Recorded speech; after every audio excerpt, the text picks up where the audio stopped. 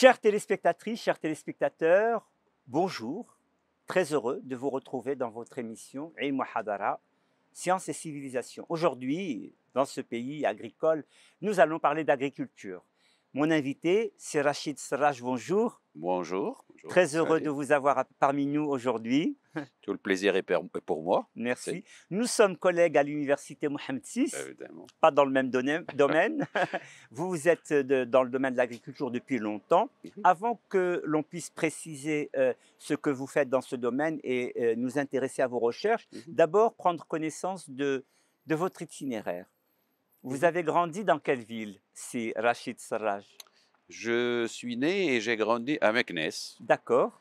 Et je suis resté à Meknes jusqu'au bac, jusqu'aux études C'est secondaires. ça. C'est des années très déterminantes. Oui, évidemment. Et donc ça, c'était la fin des années 70, début des années 80. Hein, on ne se fait pas jeune. Hein. Et puis, voilà, quoi. Meknes, après, ça a été itinéraire en France pour les études supérieures. Vous avez été à Montpellier? J'étais à Tours, à Nantes et puis à Montpellier. C'est là où j'ai fini. Ouais. Votre doctorat, c'était à Montpellier. Il portait sur quoi? Quel était l'intitulé? Alors, mon doctorat portait sur des études de biologie approfondies, de la symbiose, ce qu'on appelle la symbiose fixatrice d'azote. Alors La symbiose fixatrice d'azote. Mais on veut de la technicité dans cette émission, voilà, c'est Serraj. voilà. Alors, donc, vous avez fait des études de biologie. Oui. Des études de biologie adaptées aux plantes très vite, c'est ça. cela? Pas à la junte animale, non? Plutôt. Au début, bien sûr, il y a de tout, mais quand on se spécialise. Vous êtes spécialisé dans le. Moi, j'étais en fait spécialisé en physiologie végétale. Physiologie végétale. Ça, voilà. C'était la discipline qu'on dit. Et voilà, Ilm Nabat, qui s'intéresse à tous les mécanismes physiologiques, biochimiques, de comment les plantes réagissent à l'environnement, comment grandissent, comment elles interagissent, et ainsi de suite. Et bien sûr, ça a aussi un lien avec l'agriculture. On y viendra, j'imagine, un peu Bien plus sûr. tard. Donc ça, c'était votre premier doctorat à Montpellier. Ouais. Vous avez enseigné de longues années à l'université Qadi Ayad. Comment se sont passées ces années-là? Plus d'une décennie, je crois. Je dois peut-être expliquer juste un petit peu ce qui s'appelle la fixation de l'azote. Oui. Donc, c'est quelque chose qui m'a fasciné. D'accord. C'est pour ça que j'ai choisi ça comme sujet. Oui, parce que je vous ai posé la question de la motivation. C'est très important. C'est une symbiose, comme son nom l'indique. C'est une relation à bénéfice réciproque. Relation à bénéfice réciproque. Alors, entre une plante, oui. dans mon cas, dans le sujet de thèse, c'était le soja, une plante protéagineuse d'une importance économique énorme, mondiale, et une bactérie dans le sol. Alors, quand la bactérie infecte les racines de la plante, soja, ça fait un miracle, c'est-à-dire forme une symbiose qui est capable de capter l'azote qui est dans l'atmosphère. Ça, c'est quelque chose de fabuleux. Parce que l'azote, comme vous le savez, est un élément majeur, en fait, dans la biosphère, pour la production, et ainsi de suite. Et bien sûr, les animaux, les humains, tout ça, on n'est pas capable d'assimiler l'azote. On assimile l'azote organique, mais pas l'azote atmosphérique. Et donc, là, dans ce cas-là, voilà. ça se donc, fait. c'est un petit miracle qui se produit dans ce qu'on appelle des nosodicités dans les racines. Et donc, voilà, c'est ça le début de mon entrée dans le sujet. L'importance de l'infiniment petit dans la recherche. Voilà. Et ça motive beaucoup de gens, précisément. Plus une étude est précise et détaillée, plus elle a de fécondité, de conséquences. Évidemment. Alors, de retour au pays, j'étais à l'université Qadi Ayad, à Marrakech. Oui. Et bien sûr, ça va de soi, on s'intéresse au sujet d'intérêt pour le pays, mais aussi en fonction de ce qu'on a fait, de ce qu'on sait faire. Donc, plus de l'enseignement, des recherches. J'ai continué un petit peu sur les fixations biologiques de l'azote, notamment dans les luzernes, dans les plantations du sud marocain, dans les oasis. Et donc, peu à peu, voilà, on continue à approfondir dans ces domaines-là. Vous avez, après, eu une très grande mobilité professionnelle L'IRCADA, c'est très important, c'est l'ICARDA, oui. l'Institut international de recherche agricole dans les zones arides, sur les zones arides, c'est bien Oui, cela? oui, Le site, il y a plusieurs sites au Moyen-Orient et à Rabat aussi bien. Vous, vous avez été en Syrie à un moment, c'est oui, cela? Et au Caire? oui. Ouais, bah, avant la Syrie, si vous permettez, Bien sûr. tout un itinéraire. Donc, de l'université Qadi Iyad, dans les années 90, j'ai eu une opportunité aux États-Unis d'abord. Et la petite histoire, je vais la faire court. Il y avait quelques années de sécheresse dans le Midwest américain. Et donc, sécheresse avec un impact énorme sur la production agricole du soja. Donc ça, c'est mon sujet de thèse.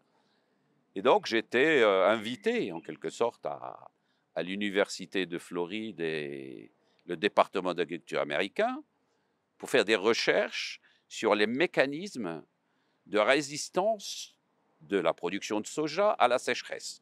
Donc, me voilà maintenant passant de la fixation de l'azote à l'interaction avec la L'environnement, sécheresse. Et oui. voilà, donc c'est ce qui est devenu, en gros, maintenant mon point focal. Et après quelques années, donc, aux États-Unis, à travailler sur le soja et la sécheresse, j'ai eu des opportunités dans des centres internationaux.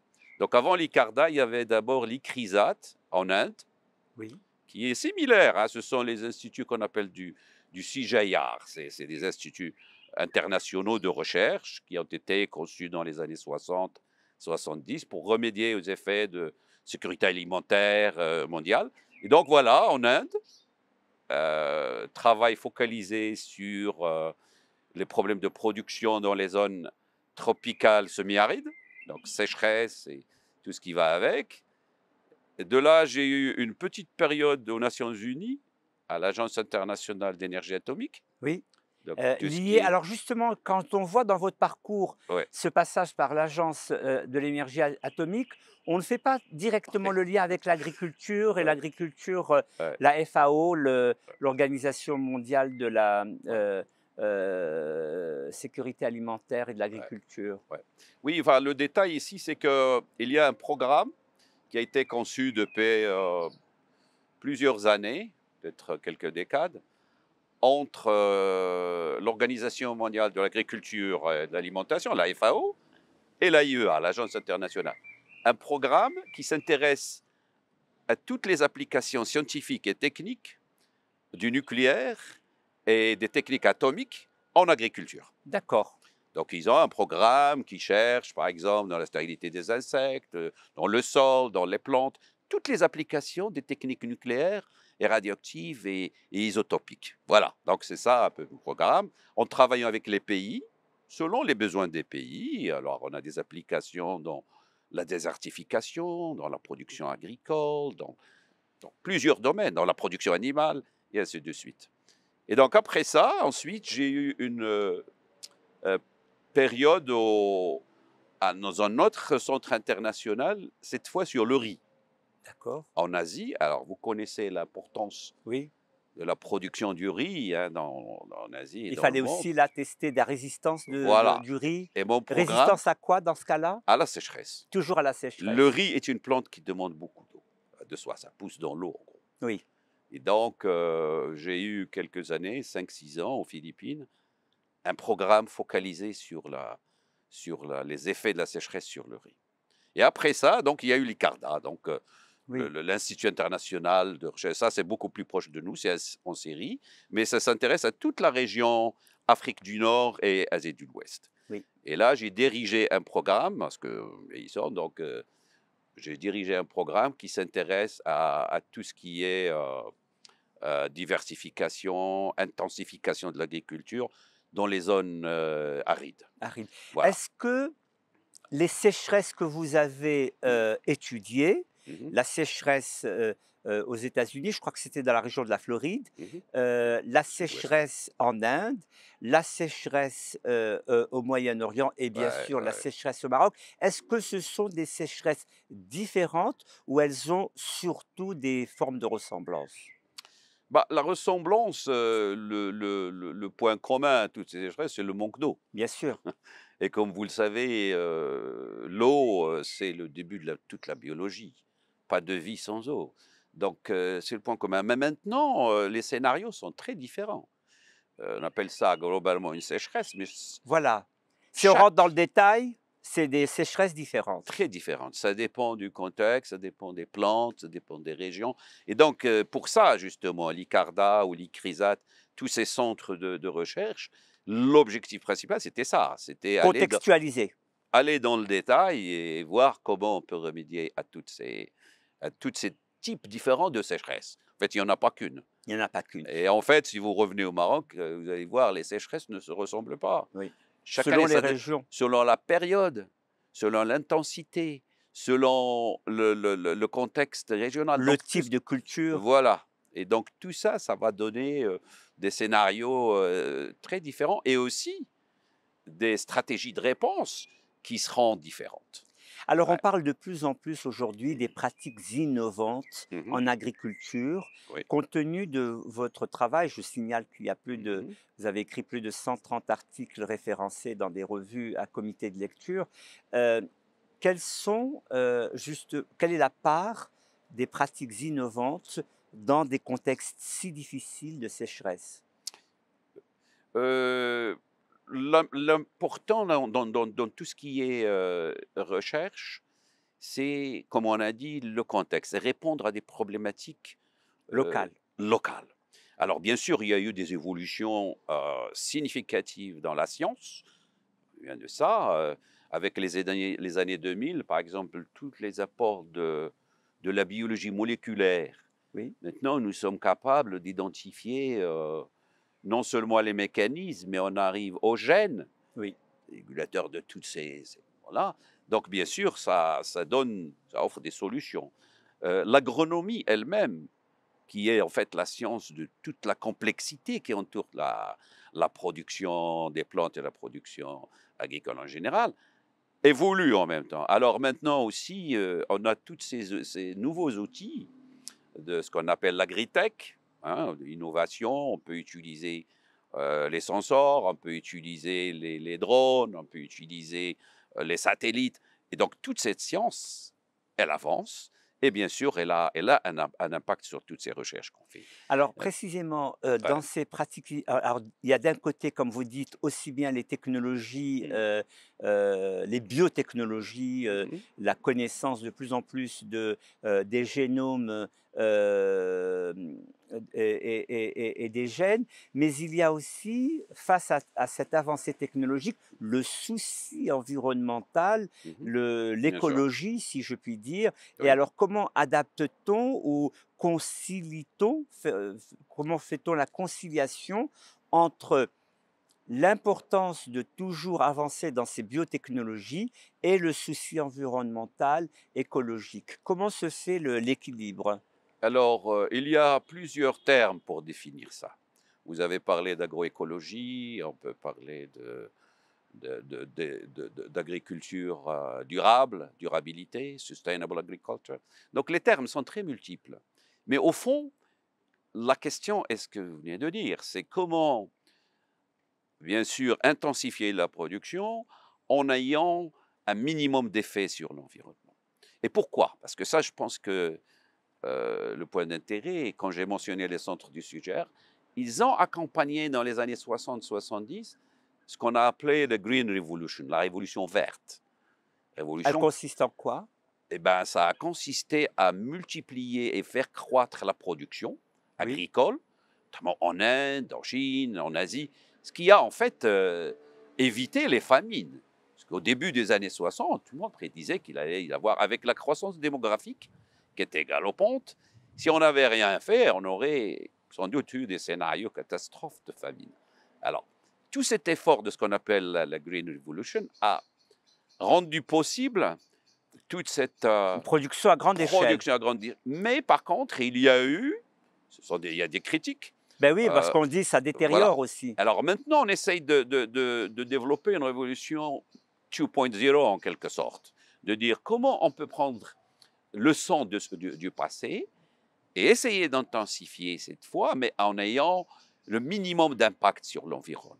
C'est ce qu'on appelle l'agriculture durable, ou certains l'appellent agroécologie, et ainsi de suite. Il y a toute une terminologie là-dessus. Mais le concept, c'est le même.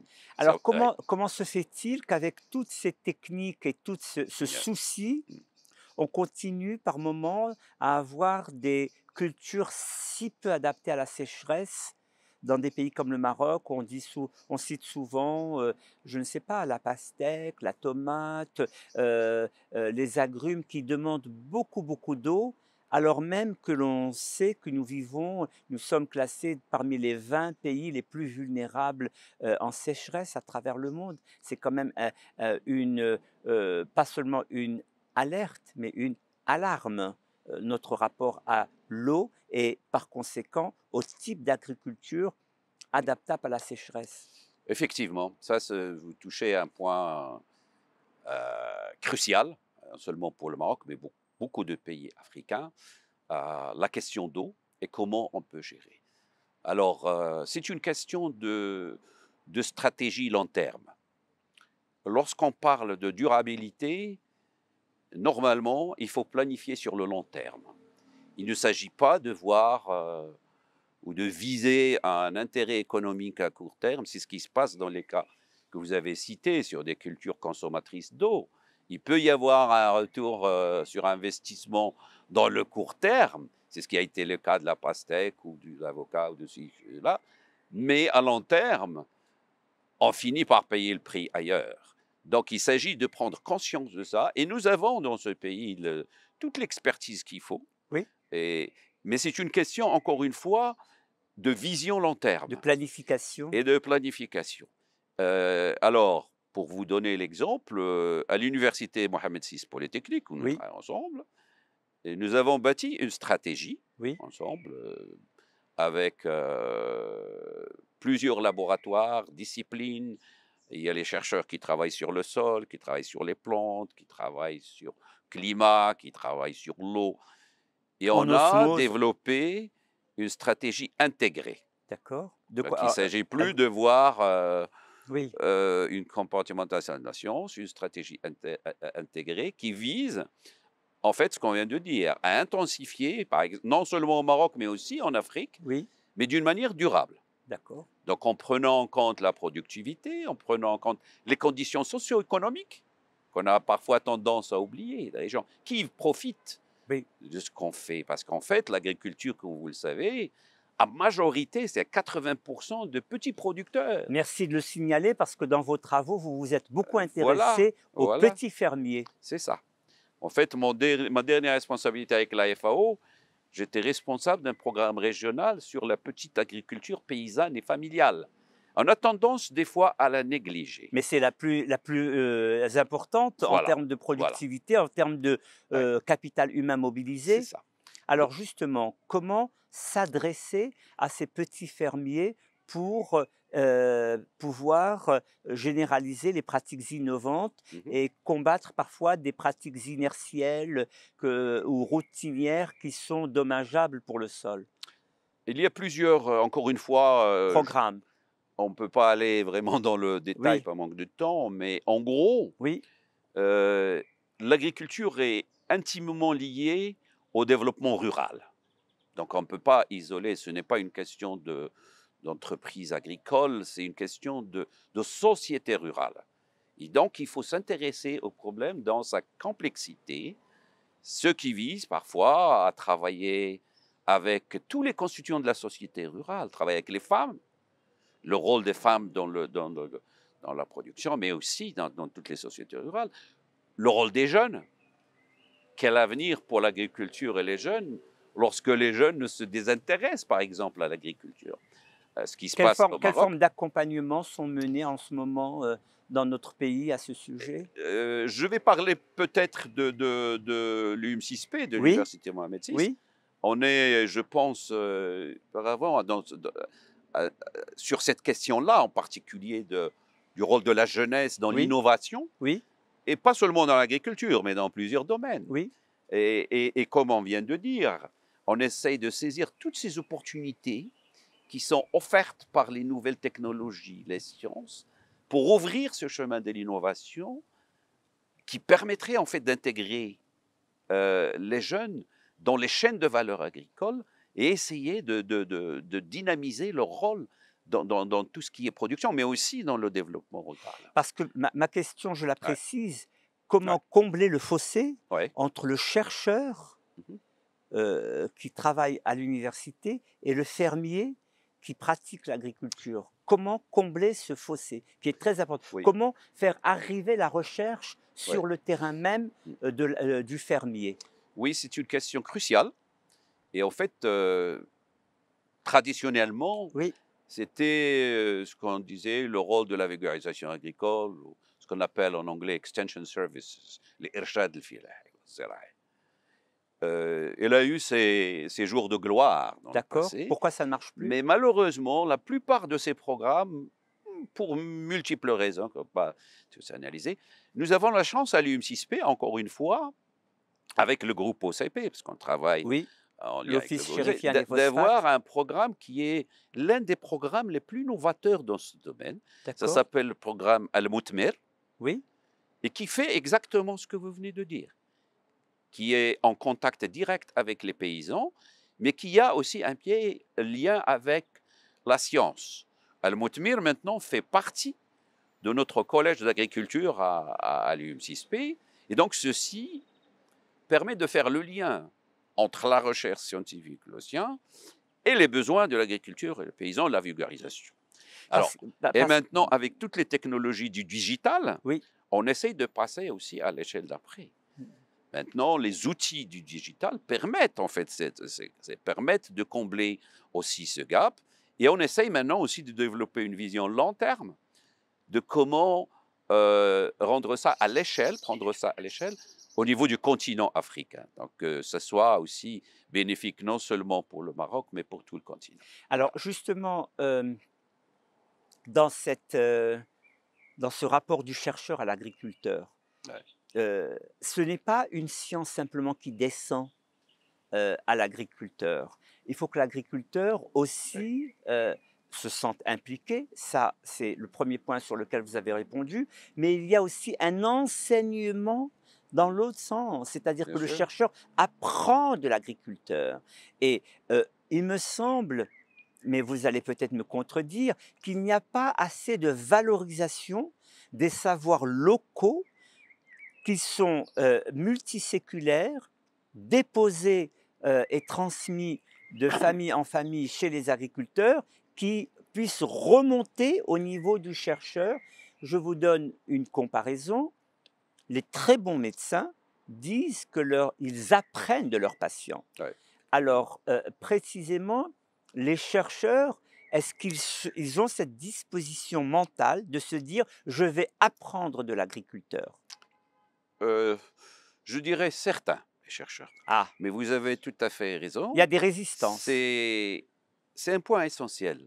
Moi, j'ai eu la chance ou j'ai eu le privilège d'être passé par tout ce circuit du Oui, chercheur. plusieurs institutions. Aujourd'hui, de retour au pays après de nombreuses années, je me suis aussi installé en petit paysan. Et c'est en fait une sorte d'expérience que je fais moi-même sur le terrain pour se rendre compte de toute cette remontée, comme vous dites. Alors, idéalement, ce qu'il faut faire, c'est qu'il faut mettre les paysans et les sociétés rurales, pas seulement un paysan isolé, Bien au sûr. centre de la problématique. Voilà. Pour qu'il y ait, et on bâtit sur tout le savoir local, indigenous knowledge. Là. Moi, je peux vous dire en toute honnêteté, par exemple, que maintenant que quand je suis à la ferme, en contact avec les problèmes réels de l'agriculture, je me rends compte du peu de choses que je connais, malgré toutes ces années de publications scientifiques. Donc, ça remet un point essentiel. C'est une question d'humilité, en fait, Oui. du scientifique. Vous savez que l'humilité vient de humus, la terre. Du Alors humus, voilà. on se met au niveau de la terre. Exactement. Et on apprend beaucoup en Oui, étant à l'écoute je sais. de ces programmes. Les centres du CGIAR sont aussi, l'ICARDA, l'ICRISAT, l'IRI, dont on a mentionné, ils sont conscients de ça. Oui. Donc, par exemple, il y a beaucoup de recherches qui se font, qui sont participatives, qu'on appelle participatory research. Ça veut dire que la recherche ne se fait plus de manière linéaire au laboratoire et une fois que j'ai... Maintenant, on peut commencer au champ avec les besoins du paysan. Donc, il faut aussi que ce soit demand-driven. Oui. Donc, on se rend compte de la problématique. On a le paysan au centre il est partie prenante, très intégrée. Important. Et il donne aussi des instructions compte tenu de son expertise. Effectivement. Parce qu'il y a une expertise des savoirs locaux et des acteurs locaux, sans compter qu'anthropologiquement parlant, la valorisation de l'agriculteur quant à son savoir et à son savoir-faire est aussi quand même une estime d'une partie fondatrice de la société. Effectivement, c'est tout ce savoir ancestral. Oui. Il y a beaucoup de richesses là-dedans. Tout n'est pas non plus, il ne faut pas non plus l'idéaliser, à mon humble avis. Non, pardon, vous avez raison. Parce qu'il y a aussi des routines, des inerties. Misconceptions et tout ça. Des gâchis, peut-être. Idéalement, il faut que la science puisse avoir un dialogue avec ce savoir ancestral. C'est ça. What we call cross-fertilisation. Il faut que ça se fertilise en même temps. Dans les deux sens. L'apprentissage se fait de manière collective pour régler surtout des problématiques réelles du terrain. Oui, c'est cela. Et donc, je sais par fréquentation de notre université que vous avez plus de 170 doctorants dans le collège d'agriculture. On dit collège d'agriculture, mais c'est en vérité une université dans l'université. Ce parti pris de l'université Mohammed VI Polytechnique vers l'agriculture, ce parti pris de développer véritablement cette recherche, il est venu comment? C'est sur ce point qu'on va terminer l'émission, on est déjà au point vers la fin. Comment s'est décidée cette importance? Est-ce que ça vient de notre origine qui est une université qui repose aussi sur l'expertise de l'Office chérifien des phosphates? Oui, évidemment. Ça, c'est l'université, ce n'est plus un secret pour personne. L'université a été une initiative, création de l'OCP avec une vision. Et ça, c'est vraiment important. Alors, la vision, c'est bien sûr de préparer l'avenir, préparer les générations au niveau scientifique, recherche, aussi bien au Maroc qu'en Afrique. C'est bien, de préciser le Maroc, partie de l'Afrique, mais justement un véhicule africain de sa partie africaine et du tout africain dont il fait partie. Oui. Et en fait, comme vous le savez sans doute, mon deuxième rôle à l'EM6P aujourd'hui, c'est aussi d'être le porteur de cette vision en agriculture. L'initiative Afrique vise en fait à lier tout ce qu'on fait au niveau éducation, recherche, innovation, avec ce qui se fait en Afrique. Et là encore, ce n'est pas seulement dans un sens, c'est donnant-donnant. On a aussi un bénéfice lorsqu'on travaille avec toutes les universités africaines à gagner en expérience et constituer une synergie. Pour vous donner un exemple, et peut-être c'est révélateur, l'association africaine des universités, toutes les universités africaines, j'ai appris ça il y a 1 ou 2 ans, a été créée ici même à Rabat, en 1967. Mais depuis, on n'a pas été très actifs. C'était une période 1960-70, une période très fertile en connexion avec le reste du continent. Et alors, cette année, on va avoir le plaisir de les accueillir tous ici même à Rabat. J'allais évoquer la manifestation fin juillet où effectivement nous essayons de revoir et de reconfigurer les enseignements dans les universités africaines. Merci beaucoup, Sir Rachid Serraj, pour votre présence parmi nous dans l'émission Ilm Hadara. Chères téléspectatrices, chers téléspectateurs, merci beaucoup de votre écoute, de votre attention. Et je vous dis à très bientôt, à la semaine prochaine, Inch'Allah. Au revoir.